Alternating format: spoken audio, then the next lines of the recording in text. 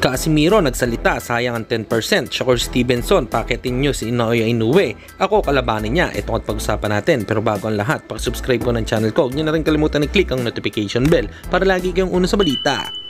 Nalaban ang aasahan, balita sa mga pambato na isasalang, pasabog na video, lahat yan nandito. Minyo Cruz TV ang iyong paborito.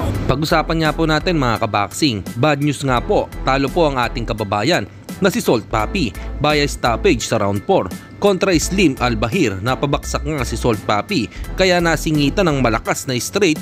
Nakabangon pa naman dito ang ating pambato, pero tinigil na nga ito ang laban dahil hindi agad nakarecover si Salt Papi. Bawi na lang next time. Bagamat maganda naman ang pinakita dito ni Salt Papi, magaganda naman ang mga counter niya, yun nga lang po sa pagbabawas ng kanyang timbang ay parang nakaapekto sa kanyang power. Siguro kung natapos nito ang buong round ay palagay ko ay mananalo pa dito si Salt Papi via decision. By the way, bounce back Salt Papi.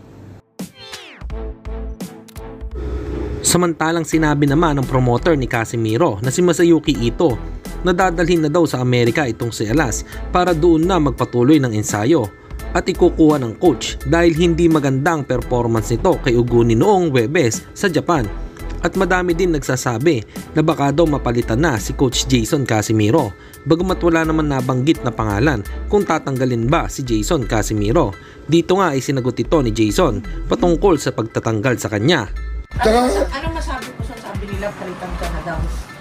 Palitan? Ibang tao yung makatanggap, no? Magwawala ka ba? Ibang tao yung makatanggap ng 10%? Magwawala talaga ako. Ganun karami. Papalitan ka. At sa kabilang balita naman tayo mga kaboxing, tila wala na naman sa matinong pag-iisip itong si Shakur Stevenson dahil sa nilabas ng boxing scene ay sinabi ni Shakur kay Japanese monster Naoya Inoue na umakyat ng timbang or division para kalabanin niya.